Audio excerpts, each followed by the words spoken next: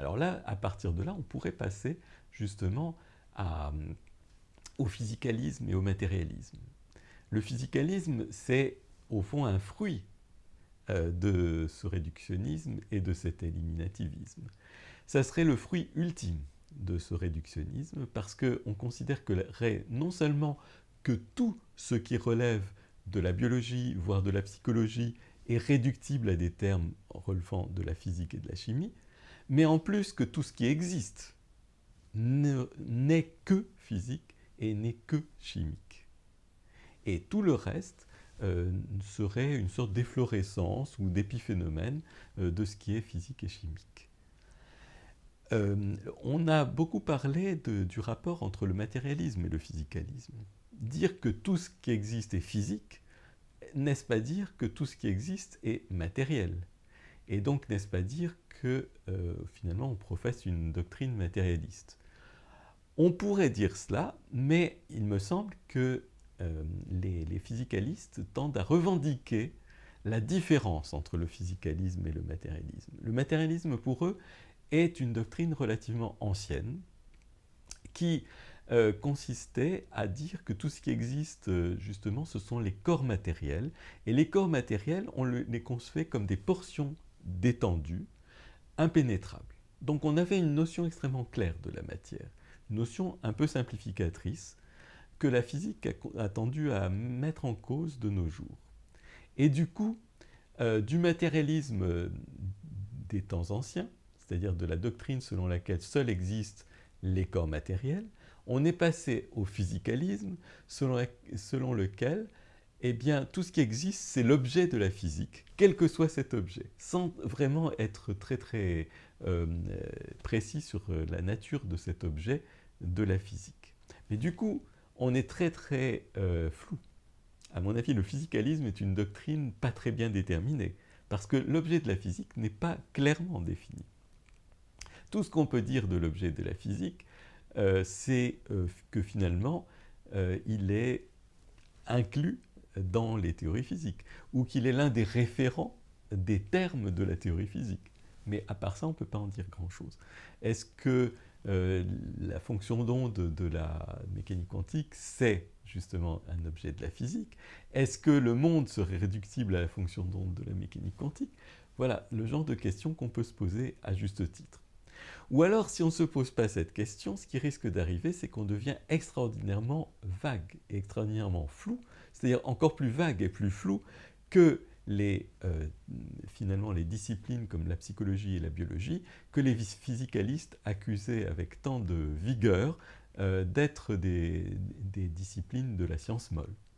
Par exemple, on pourrait dire que la matière n'est définie que par le fait d'être indépendante de la conscience, ou d'être non constituée par de la conscience. C'est la définition que donne le fameux politicien de la révolution russe, Lénine, dans son livre Matérialisme et empiriocriticisme, qu'il avait publié en 1905, je crois.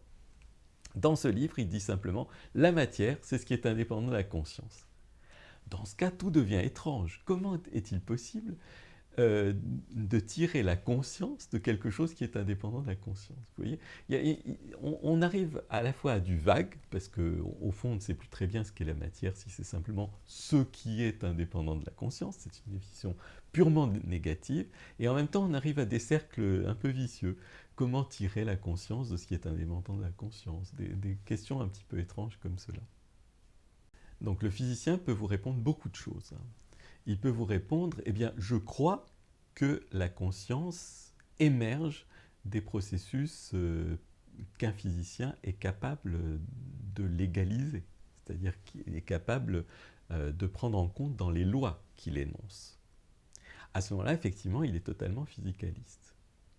Mais il peut vous répondre autre chose. Il vous répond, eh bien, dans mes lois, dans ce que je suis capable de décrire, eh bien, il n'y a rien qui évoque de près ou de loin la possibilité qu'une conscience émerge de là. Par exemple, si je décris la molécule d'eau, eh bien, il y a quelque chose qui évoque la possibilité que collectivement, les molécules d'eau vont avoir la propriété d'être liquides à la température, disons, de 20 degrés. c'est ce qu'on appelle les forces de Van der Waals. Par contre, dans mes lois de la physique, il n'y a rien qui évoque la possibilité que de la conscience émerge. Dans ce cas, bien que ce physicien vous parle de la conscience, il vous en parle négativement, il n'est donc pas physicaliste. Mais il peut aussi vous dire « je crois que de toute façon tout ce qu'il y a dans le monde est physique, et en même temps je ne vois rien dans mes lois de la physique actuelle qui évoque de près ou de loin la possibilité que de la conscience émerge de là.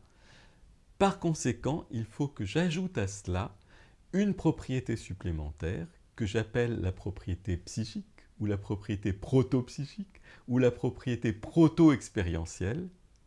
Et dans ce cas, qu'est-ce que je fais? Je deviens un panpsychiste. Parce que ça veut dire que j'ajoute aux entités physiques une propriété supplémentaire par rapport à celle à la fois que légalisent les lois de la physique et que mesurent les instruments de la physique. Cette propriété supplémentaire, je l'appelle autre chose. Je ne l'appelle pas charge, je ne l'appelle pas masse, je ne l'appelle pas spin, je l'appelle psyché. Et dans ce cas, je suis à la fois physicaliste, mais un physicaliste étendu, un physicaliste qui admet l'existence de propriétés qui certes sont toujours appelées physiques, mais qui dépassent le champ de la physique actuelle. Donc là, c'est le cas de Galen Strawson, qui a été l'une des personnes qui a le plus vigoureusement proposé cette interprétation.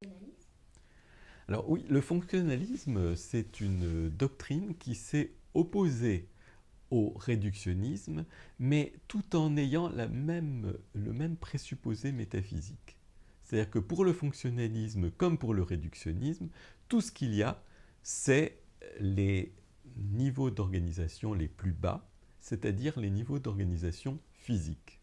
Tout ce qu'il y a, c'est essentiellement des particules, des champs, des cerveaux faits à partir de ces particules et de ces champs.